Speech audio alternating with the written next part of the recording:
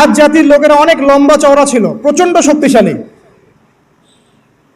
তো তারা Yemen, Hadramaut এই জায়গায় বসবাস করত, পাহাড় কেটে বাড়ি নির্মাণ করত। তাদের কাছে আল্লাহ পাক হুদ আলাইহিস সালামকে পাঠালেন। তাদেরও প্রধান পাপ ছিল শিরক। দ্বিতীয়ত আরো কিছু পাপ ছিল। এক নম্বর, অহেতুক বিনা কারণেই তারা অনেক উঁচু উঁচু সৌধ নির্মাণ করত, এটা কোরআনে আছে। অহেতুক বিনা কারণে, দুনিয়ার চাকচিক্যের কারণে উঁচু উঁচু অট্টালিকা এবং সৌধ নির্মাণ করত, যেগুলো অপচয় ছিল, অপচয়। এবং তারা মানুষকে প্রচন্ড প্রহার করত। ওয়াইদা বাতাসতুম জাব্বারিন, আল্লাহ পাক কোরআনে বলেছেন, যখন তোমরা কাউকে মারো প্রচন্ড রকম কঠিন মারো। এই মায়ের সিস্টেম এখনো আছে সব জায়গাতেই। মানুষকে প্রচন্ড নির্মমভাবে তারা মারত এবং উঁচু উঁচু সৌধ নির্মাণ করত, শিরক করত। এবং একটা কথা বলতো, যখন হুদ আলাইহিস সালাম দাওয়াত দিতেন তখন একটা কথা বলতো, মান আশাদ্দু মিন্না কুওয়া, এই কথাটা। ফিরআউন যেমন বলতো আনা রাব্বুকুমুল আ'লা, এরকম আজ জাতি বলতো মান আশাদ্দু মিন্না কুওয়া, আমাদের চেয়ে শক্তিশালী আর কে আছে, আমাদের চেয়ে শক্তিশালী আর কে আছে। এখনকার বিশ্বে এমন কথা মানুষ বলে না, আমাদের চেয়ে পরাশক্তি আর কে আছে, আমরা সুপার পাওয়ার। এরাও বলতো মান আশাদ্দু মিন্না কুওয়া। আল্লাহ পাক বলছে আওয়ালাম ইয়ালামু আন্নাল্লাহা হুয়া খালাকাকুম হুয়া আশাদ্দু মিনহুম কুওয়া। তারা কি জানে না যে আল্লাহ তাদেরকে সৃষ্টি করেছে, সেই আল্লাহ ওদের চেয়ে শক্তিশালী। আল্লাহ পাক এই কওমটাকে ধ্বংস করলেন কিভাবে? 7 দিন কন্টিনিউয়াসলি, 7 দিন প্রচন্ড টর্নেডো, এই যে আমরা যেটা বলি ঝড়, ঘূর্ণিঝড়, টর্নেডো, এরকম বজ্রপাত এবং প্রচন্ড টর্নেডো, ঘূর্ণিঝড়, এগুলো দিয়ে 7 দিনের মধ্যে এই কওমের প্রত্যেকটা মানুষকে আল্লাহ পাক এমনভাবে ধ্বংস করলেন, খেজুর গাছের ডাল যেমন পড়ে থাকে মাটিতে, এইভাবে তারা মাটিতে পড়েছিল। এখানে বলেন আল্লাহ পাকের আযাব আর গজব নাজিলের মূল কারণটা কি ছিল তাহলে? শিরক, অপচয়, অহংকার আর মানুষকে মারা। আল্লাহ পাক সহ্য করেন না, জানেন? মানুষের চেহারায় মারতে নাই। দেখবেন আমাদের কারোর সাথে গন্ডগোল হলে আগে চেহারায় ঘুষি, তাই না? এই চেহারায় মারা নিষেধ।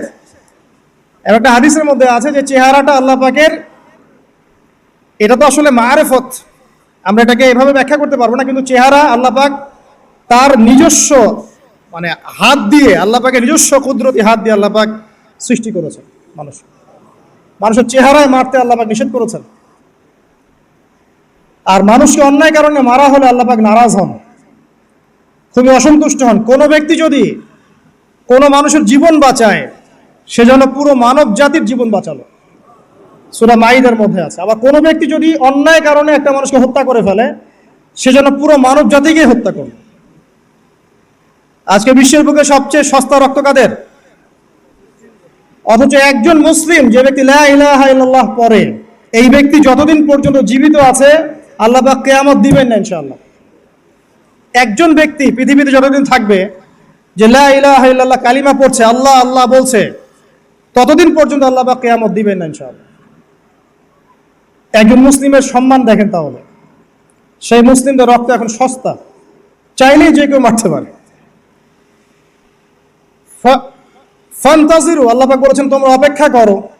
ওয়া ইন্না মাআকুম মিনাল মুনতাজিরিন, এবং আমরাও তোমাদের সাথে অপেক্ষা করছি। আল্লাহ পাক কোরআনে এটা বলেছে। এরপরে সামনে যান, এরপরে জেনারেশন আসলো সামুদ জাতি। সামুদ আদ জাতির ভাই, একই রকম, ওরাও ফিজিক্যালি অনেক স্ট্রং, তাল গাছের সমান সমান লম্বা, পাহাড় কেটে কেটে বাড়ি নির্মাণ করে। এরাও শিরক করলো এবং একটা স্পেশাল পাপ করলো। সেটা কি? আল্লাহ পাকের একটা মুজিজা আল্লাহ পাক দান করলেন ওদেরকে, একটা উটনি, যেটা সালেহ আলাইহিস সালামের উটনি ছিল। তো আল্লাহর পক্ষ থেকে ইনস্ট্রাকশন ছিল যে এই উটনি তোমাদেরকে দুধ দিবে আর অনেক সুযোগ সুবিধা দিবে। আল্লাহ পাকের মুজিজা, মিরাকেল, এটাকে নষ্ট করো না, ধ্বংস করো না। তখন সালেহ আলাইহিস সালামের কওমের কয়েকজন ব্যক্তি এই উটটাকে হত্যা করলো, উটের পা কেটে ফেললো, উটটাকে হত্যা করে ফেললো। আল্লাহ পাকের নিদর্শনকে অস্বীকার করার কারণে আল্লাহ পাক এদেরকে ধ্বংস করলেন। কিভাবে? বজ্রপাত, বিজলি দিয়ে। এখন দেখেন না বজ্রপাতে বহু মানুষ মারা যাচ্ছে, এটা নতুন না, কিন্তু এই বজ্রপাতে সামুদ জাতিকে আল্লাহ পাক ধ্বংস করেছে। তাহলে এই বজ্রপাত কি প্রাকৃতিক দুর্যোগ না আল্লাহর গজব? এই যুগের মিডিয়াগুলো তখন থাকলে বলতো যে সামুদ জাতি আজকে প্রাকৃতিক দুর্যোগে ধ্বংস হয়েছে, এবং নূহ আলাইহিস সালামের কওম প্রাকৃতিক একটা বড় বন্যায় ধ্বংস হয়েছে, এবং আজ জাতি ধ্বংস হয়েছে প্রাকৃতিক ঝড়ে। তারা কখনোই বলতো না আল্লাহর পক্ষ থেকে ঝড় এসেছে, আল্লাহর পক্ষ থেকে বজ্রপাত এসেছে, আল্লাহর পক্ষ থেকে প্লাবন এসেছে। বিকজ সবকিছু হয় প্রকৃতি থেকে, এখানে আল্লাহ বলতে কিছু নাই। তো প্রকৃতি কে, তার সংজ্ঞা কি, প্রকৃতি কে নিয়ন্ত্রণ করে, এর কত প্রকার কি কি, এগুলোও শেখান আমাদেরকে। প্রকৃতি কাকে বলে, প্রকৃতি কত প্রকার, প্রকৃতি কি কি, কে একে নিয়ন্ত্রণ করে, সূক্ষ্মভাবে শিরকি আকীদা ঢুকিয়ে দেওয়া হয়, সূক্ষ্মভাবে। যাই হোক, সামুদ জাতি ধ্বংস হলো কিভাবে? এইভাবে, বজ্রপাতে। আর ইদানিং বজ্রপাত বাড়ছে, এখান থেকে আপনারা বেঁচে থাকতে হলে শিরক থেকে বেঁচে থাকেন। এরপরে চলেন সামনে যাই, আরেকটা জাতি, শুআইব আলাইহিস সালামের কওম, তার নাম কওমে মাদিয়ান। কি নাম? মাদিয়ান। আমি কিন্তু গল্প বলছি আপনাদেরকে, শুনতে কি খারাপ লাগছে? কোরআন থেকে বলছি শর্ট করে। মাদিয়ান, তো মাদিয়ান কওম, তাদের পাপ ছিল তারা নবীদের সাথে তর্ক করত। যখন শুআইব আলাইহিস সালাম সুন্দর করে নসিহত করতেন, এবং শুআইব আলাইহিস সালাম খুব সুন্দর করে কথা বলতে পারতেন, তাকে আল্লাহ পাক বাচন ভঙ্গি দিয়েছিলেন, অত্যন্ত চমৎকার করে কথা বলতে পারতেন, সাজিয়ে গুছিয়ে যুক্তি দিয়ে। তো শুআইব আলাইহিস সালামের সাথে তারা খুব তর্ক করতো, 1 নাম্বার। 2 নাম্বার, শিরক করতো তারা, এবং আর 2টা বড় পাপ ছিল। 1, তারা মাপে কম দিত। কি করতো? এই পাপটা কি চেনা যায় বাংলার মানুষ? মাপে কম দেওয়া পাপ। আচ্ছা, এই পাপে আমাদের চেয়ে এক্সপার্ট কেউ নাই মনে হয় পৃথিবীতে। আমরাই পৃথিবীর সবচেয়ে এক্সপার্ট যারা মাপে কম দিতে পারি। মাপে কম দেওয়া নিয়ে কিছু হাদিস আমি নিয়ে এসেছি, আপনাদেরকে শোনাবো ইনশাল্লাহ পরে। তো মাপে কম দিত, এবং একটা কাজ করতো, মানুষের সম্পদ অন্যায়ভাবে আত্মসাৎ করত। এই পাপটা চেনা যায়? দাড়ি টুপিওয়ালা মানুষদের কি এই পাপটা চেনা যায়? মানুষের সম্পদ অন্যায়ভাবে আত্মসাৎ করা। অনেক ক্ষেত্রে আমরাও এখানে জড়িত হয়ে গেছি না? আল্লাহ মাফ করুক। তো মানুষের সম্পদ অন্যায়ভাবে তারা আত্মসাৎ করত।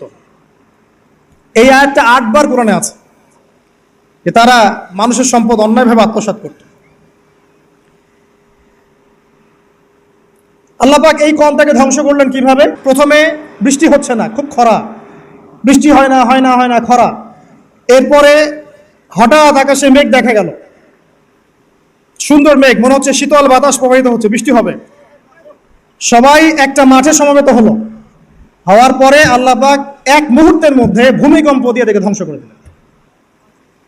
মনে রাখবেন, পৃথিবীতে সর্বপ্রথম যে কওমকে আল্লাহ পাক ভূমিকম্প দিয়ে ধ্বংস করেছেন তার নাম এই শুআইব আলাইহিস সালামের কওম, কওমে মাদিয়ান। কি নাম?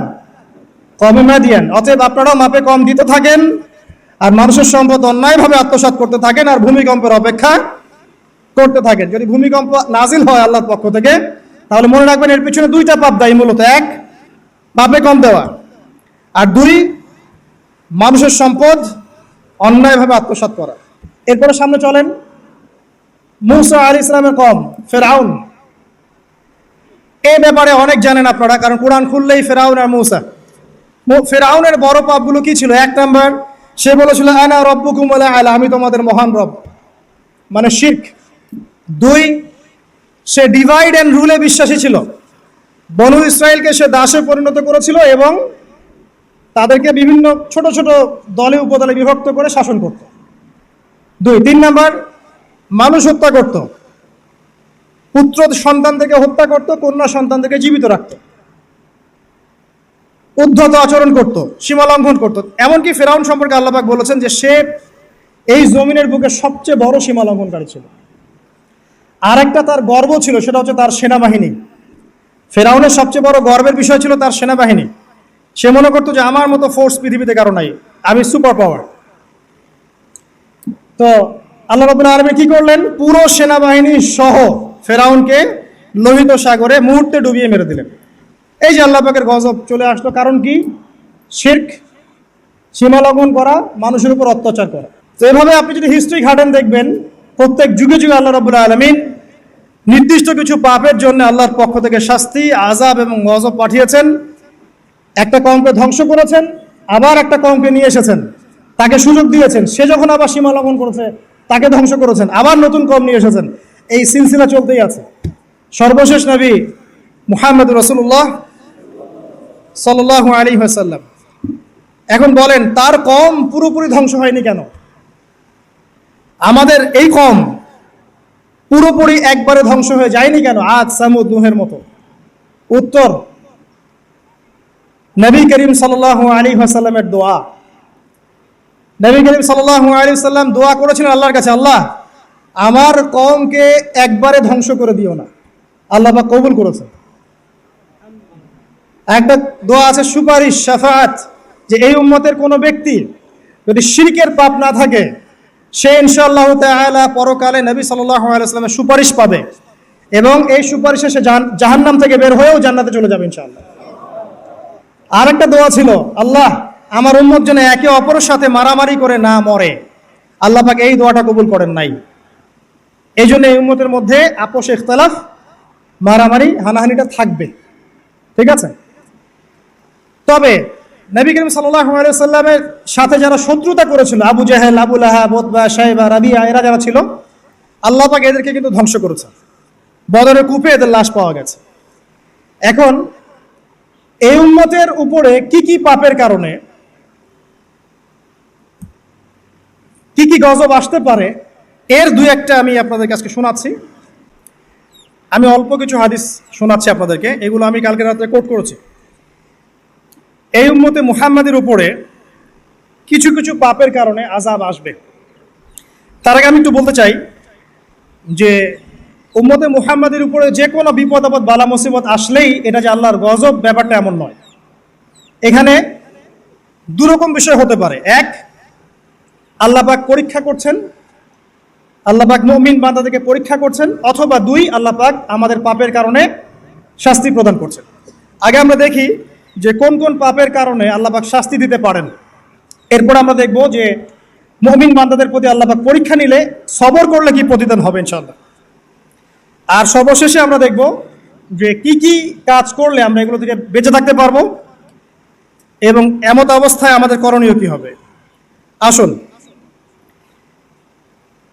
সৈয়দ আলী রাদিয়াল্লাহু আনহু থেকে একটা হাদিস এসেছে তিরমিজিতে 2211 নম্বর হাদিস, যে আলী রাদিয়াল্লাহু আনহু থেকে বর্ণিত আছে, রাসূলুল্লাহ সাল্লাল্লাহু আলাইহি ওয়াসাল্লাম বলেছেন, হাদিসটা খুব ভালো করে শোনেন।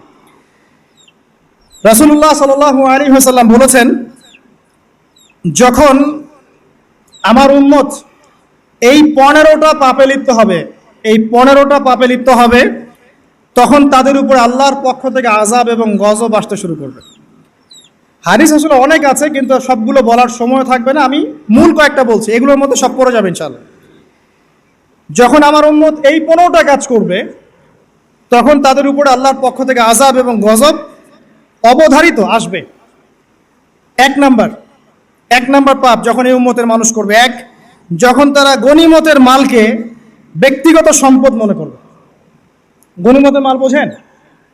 রাষ্ট্রীয় সম্পদ, পাবলিক প্রপার্টি, এটাকে যখন মানুষ ব্যক্তিগত সম্পদ মনে করে ব্যবহার করা শুরু করবে, এটা কি মিল পাওয়া যায়? আচ্ছা। 2 নাম্বার, যখন কারো কাছে আমানত রাখা হবে, আমানত, এবং সে এটাকে ব্যক্তিগত সম্পদ মনে করবে। বুঝতে পারছেন?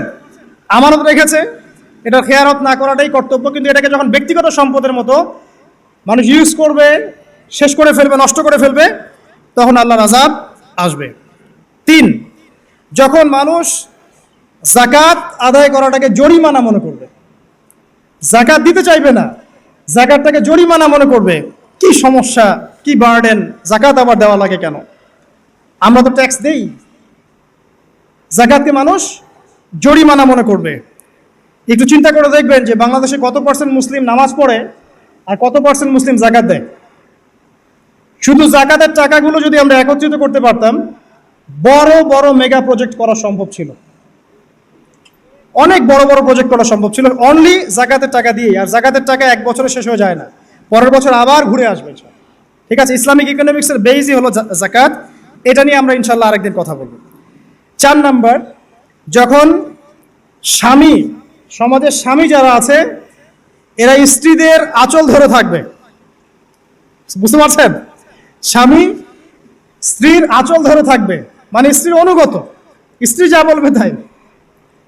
আচ্ছা, গায়রত নাই, মানে স্বামী পুরুষত্বের গায়রত নাই। 5 নাম্বার, যখন সন্তান মায়ের অবাধ্য হয়ে স্ত্রীর খেদমত করা শুরু করবে। যখন সন্তান মাকে দেখবে না, স্ত্রীকে দেখবে। পাচ্ছেন মিল সমাজে? আচ্ছা, 6 নাম্বার, যখন বাবার পরিবর্তে বাবার পরিবর্তে মানুষ বন্ধুদেরকে সম্মান করা শুরু করবে। বাবাকে সম্মান করবে না, ফ্রেন্ড সার্কেলকে সম্মান করবে। সুবহানাল্লাহ। এরপরে আসেন 7, যখন, আমার কথা রাগ করেন না, এটা হাদিসে আছে, যখন সমাজের নিকৃষ্ট মানুষদেরকে নেতৃত্ব দেওয়া হবে। এটা হাদিসে আছে। সমাজের নিকৃষ্ট মানুষকে যখন নেতৃত্বের আসনে বসাবে মানুষ, তখন সমাজে আল্লাহর গজব আসবে। হাদিস তিরমিজি 2211 নম্বর। এরপরে 8, নবী সাল্লাল্লাহু আলাইহি ওয়াসাল্লাম বলছেন, যখন কোনো ব্যক্তিকে সম্মান করা হবে তার টর্চার থেকে বাঁচার জন্য। যখন কোনো মানুষের সম্মান করা হবে তার শাস্তি থেকে বাঁচার জন্য, মানে মানুষ মন থেকে সম্মান আসছে না, ভয়ে আপনি সম্মান করছেন। এই অবস্থা যখন আসবে তখন আল্লাহর আযাব আসবে। তারপরে 9, যখন মসজিদের মধ্যে, দেখবেন অনেক মসজিদ আছে বাংলাদেশে, মসজিদের মধ্যে হট্টগোল বেড়ে যাবে। মসজিদের মধ্যে হট্টগোল বেড়ে যাবে, আর মসজিদগুলো হবে চাকচিক্যময়, হেদায়েত উঠে যাবে। মসজিদ হবে চকচকা, তাজমহলের মতো এক একটা, কিন্তু হেদায়েত উঠে যাবে, মসজিদে হট্টগোল বেড়ে যাবে।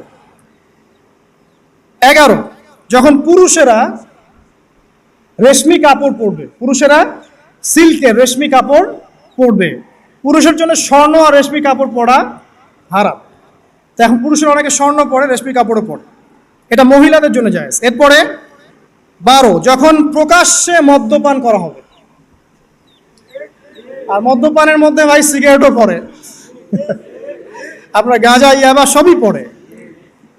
যারা প্রশাসনে আছে, আমাদের এখানে অনেক ভাই প্রশাসনে আছে, তারা জানে যে মাদকদ্রব্য নিয়ন্ত্রণ করতে তাদেরকে কত হ্যাসেল পোহাতে হয়। আর এমন এমন কেস আসে যে মানুষ আপনি কল্পনা করতে পারবেন না। যে আমি একবার বলেছিলাম যে এমন একটা যুগে আমরা বাস করছি যে এমন পাপ মানুষ করছে এখন, যা না কোনো চোখ দেখেছে, না কোনো কান শুনেছে, না কোনো মন কল্পনা করেছে, এমন পাপ করছে মানুষ। যখন প্রকাশ্যে মদ্যপান করা হবে। এবং লাস্টের 2টা হচ্ছে 13, যখন বাদ্যযন্ত্রের সংখ্যা বেড়ে যাবে, বাদ্যযন্ত্রের চর্চা বেড়ে যাবে। এবং সর্বশেষ, যখন গায়িকাদেরকে সম্মান করা হবে এবং উম্মতের শেষের দিকের লোকেরা, মানে আমরা উম্মতের প্রথম দিকের লোকদেরকে গালিগালাজ করবে। বুঝতে পারলেন? যখন মাদকদ্রব্য প্রকাশ্যে পান করা হবে, যখন আপনার রেশমি কাপড় পুরুষেরা পরবে, যখন বাদ্যযন্ত্র তৈরি করা হবে, চর্চা করা হবে, এবং গায়িকাদেরকে সম্মান করা হবে, এবং যখন এই উম্মতের শেষের মানুষেরা উম্মতের প্রথম দিকের মানুষদেরকে গালিগালাজ করবে। সাহাবীরা কি জানতো, আয়েশা রাদিয়াল্লাহু আনহা চরিত্র অমুক ছিল, এই ছিল, সেই ছিল, ইত্যাদি। নাউযুবিল্লাহ। এই কথাগুলো এখন আসে না। এই হাদিসে যে 15টা পয়েন্ট আছে, আমি বেশি হাদিস আনি নাই, আমি নিজে পড়েছি সবগুলো, কিন্তু আনিনি বেশি হাদিস, এতগুলো বলার সময় নাই। এই একটা হাদিস কি যথেষ্ট না?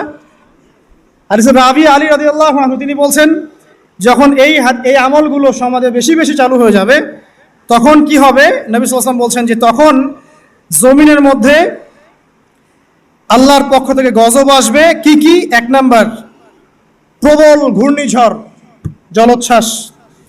2, আগুনও বর্ষণ হতে পারে, হাদিসে আসছে। 3, ভূমিকম্প হবে বেশি বেশি। 4, মানুষের আকৃতি পরিবর্তন হয়ে যাবে, মানুষের আকৃতি পরিবর্তন হয়ে যাবে। এই হাদিসটা আমি আপনাদের জন্য এনেছিলাম। এরপরে আসেন, আরেকটা হাদিস আছে, এইটাতে যাওয়ার আগে আমি কোরআনের একটা আয়াতে যাচ্ছি, সূরা রুমের 41 নম্বর আয়াত। আল্লাহ পাক এই আয়াতে বলছেন আযাব নাজিল হওয়ার একটা কারণ, যাহারাল ফাসাদু ফিল বাররি ওয়াল বাহরি বিমা কাসাবাত আইদিন নাস, এটা একটা কারণ। জলে এবং স্থলে যত বিপর্যয় ছড়িয়ে পড়েছে, এগুলো মানুষের হাতের কামাই। তার মানে যত ফাসাদ ছড়াবে সবকিছুই আল্লাহর পক্ষ থেকে নয়, এখানে মানুষেরও হাতের কামাই থাকবে। এখন আপনি দেখেন পরিবেশ দূষণ করছে কারা? মানুষ। বনভূমি উজাড় করছে কারা? মানুষ। এই যে কার্বন মনোঅক্সাইডের পরিমাণ বাড়ছে বাতাসে, এগুলো কারা বাড়াচ্ছে? জিন, মানুষ। অর্থনীতির মধ্যে ফাসাদ কে করছে? সুদের মধ্য দিয়ে অর্থনৈতিক সিস্টেমে ফাসাদ কে ডেকে এনেছে? মানুষ। জাকাত বন্ধ করছি কারা? আমরা, তাই নয় কি? আপনি দেখেন সোশ্যালি যে সমস্যাগুলো হচ্ছে, এই যে জমি নিয়ে সমস্যা, আত্মীয়তার বন্ধন নিয়ে সমস্যা, টাকা পয়সার সমস্যা, পদের লড়াই, ক্ষমতার লড়াই, কারা করছে এগুলো? জিন শয়তান, মানুষ। এটা হচ্ছে কোরআনের এই আয়াতের ব্যাখ্যা, যে জলে এবং স্থলে যত বিপর্যয় এগুলো মানুষের হাতের কামাই। তার মানে মানুষেরও এখানে প্রচন্ড রকম দোষ আছে, অন্যথা আল্লাহ পাক তো আর এখানে এমনি এমনি গজব পাঠাতেন না। এরপরে আসেন, সিলসিলা সহিহার মধ্যে আরো 5টা পাপের কথা আছে, যে 5টা পাপের কারণে সমাজে আল্লাহ পাকের গজব আসে। এই 5টা পাপ আমি আপনাকে শোনাচ্ছি। হাদিস নাম্বার এটা হচ্ছে মিশকাতের 5370, সহিহার 106 107 পৃষ্ঠায়। 1 নম্বর, নবী সাল্লাল্লাহু আলাইহি ওয়াসাল্লাম বলছেন, যখন এই উম্মতের মধ্যে ব্যভিচার ছড়িয়ে পড়বে, যখন এই উম্মতের মধ্যে ব্যভিচার তো বোঝেন, জেনা ব্যভিচার ছড়িয়ে পড়বে, যেটা এখন রন্ধ্রে রন্ধ্রে জেনা ব্যভিচার, ঘরে ঘরে জেনা আর ব্যভিচার আর পরকীয়া চলছে, তখন সমাজে এমন কিছু রোগ ব্যাধি দেখা দিবে, এমন কিছু মহামারী আসবে যেগুলো আগে কখনো ছিল না। কোরআন এবং হাদিসের ঊর্ধ্বে কোনো কথা আছে?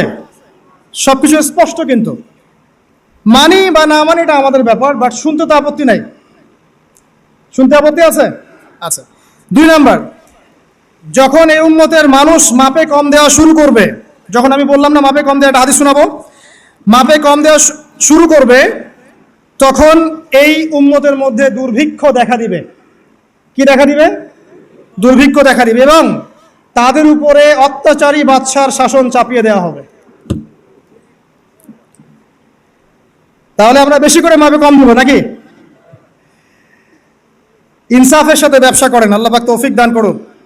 3 নাম্বার, যখন এই উম্মতের মানুষ যাকাত দেওয়া বন্ধ করে দিবে, যখন এই উম্মতের মানুষ যাকাত দেওয়া বন্ধ করে দিবে, তখন আসমান থেকে আল্লাহ বৃষ্টি বন্ধ করে দিবেন। হাদিসের শেষ অংশে আছে, যদি জমিনের মধ্যে পশু পাখি এরা না থাকতো, তাহলে আল্লাহ পাক আদৌ কখনো বৃষ্টি দিতেন না। তাহলে আমরা কি যাকাত দেওয়া বন্ধ করে দিব? চালু করবো ইনশাআল্লাহ। 4 নাম্বার, যখন এই উম্মতের মানুষ আল্লাহ এবং তার রাসূলের সাথে বিশ্বাসঘাতকতা করবে, এটা আপনারা বোঝেন, আল্লাহ এবং তার রাসূলের সাথে বিশ্বাসঘাতকতা করবে, তখন আল্লাহ পাক তাদের উপরে অমুসলিমদের আধিপত্য চাপিয়ে দিবে। নেন, যখন আল্লাহ এবং তার রাসূলের সাথে বিশ্বাসঘাতকতা করবে এই উম্মতের মানুষ, তখন অমুসলিমদের ভয় এবং শাসন এবং তাদের যে আগ্রাসন, এটা আল্লাহ পাক মুসলিমদের উপরে চাপিয়ে দিবে, এটা আল্লাহ চাপিয়ে দিবে। আর সর্বশেষ, যখন এই উম্মতের মানুষের আল্লাহর কিতাবকে রেসপেক্ট করবে না, সম্মান করবে না এবং এর বিধানগুলোর কোনো পরোয়া করবে না, আল্লাহ পাক তখন মুসলিমদের মাঝে আপোষে মারামারি ক্রন্দল লাগিয়ে দিবেন। নেন, আর হাদিসের দরকার আছে? নাই। আরেকটা হাদিস শোনাই, শেষ, এটা লাস্ট। এই হাদিসের রাবি হচ্ছেন হুযায়ফা রাদিয়াল্লাহু আনহু। এটাও তিরমিজিতে আছে, 2169 নম্বর হাদিস।